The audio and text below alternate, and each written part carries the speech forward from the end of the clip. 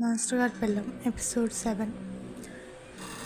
రిషి కృష్ణ ప్రవళిక పెళ్లి గురించి అందరితో మాట్లాడాడు. అందరూ ఒప్పించి వాళ్ళ పెళ్ళికి అందరితో ఓకే చెప్పించాడు. కృష్ణ, ప్రవళిక, ఇషిక అందరూ చాలా సంతోషపడ్డారు. ప్రవళిక పేరెంట్స్ మధ్యతరగతి వాళ్ళు కావడం వల్ల మొదట భయపడ్డారు, కానీ తర్వాత చాలా సంతోషపడ్డారు. పెద్దవాళ్ళే వచ్చి వాళ్ళని సంబంధం అడగడం వల్ల వాళ్ళ ఆనందం ఆకాశానికి అంటింది. కృష్ణ, ప్రవళిక ఇద్దరు చాలా ఆనందంగా ఉన్నారు. కృష్ణ ప్రవళికని వాళ్ళ ఇంటి గార్డెన్లోకి తీసుకెళ్ళాడు. తనకి ఒక రోజు ఇచ్చి ప్రపోజ్ చేశాడు. ఇషిక, రిషి ఇదంతా దూరం నుంచి చూస్తూ ఉన్నారు. వాళ్ళిద్దరూ చాలా ఆనందంగా ఉన్నారు అనే విషయం రిషికి చెప్తోంది ఇషిక.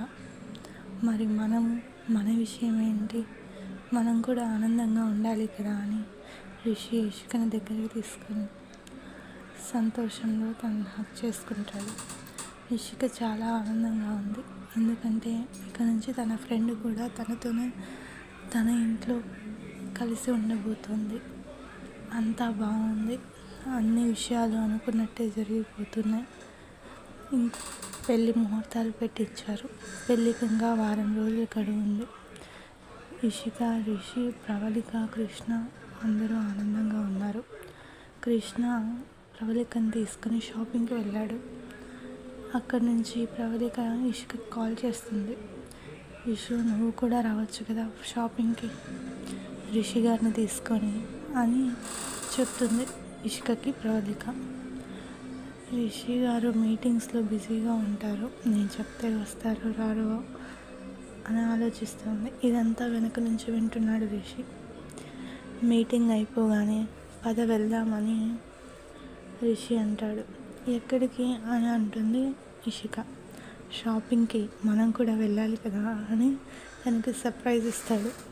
ఇషిక చాలా సంతోషపడుతుంది. అందరూ వెళ్ళారు కాబట్టి వాళ్ళు కూడా వెళ్ళారు.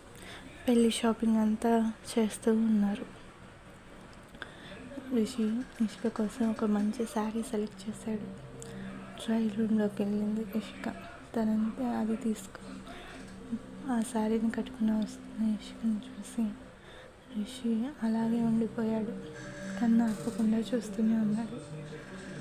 వాళ్ళిద్దరి మధ్య ఒక మ్యాజికల్ మూమెంట్ క్రియేట్ అయింది. వాళ్ళ ప్రేమ పెరుగుతోంది. అంత ఆనందంగా ఉంది. షాపింగ్ అయిపోయింది. పెళ్ళి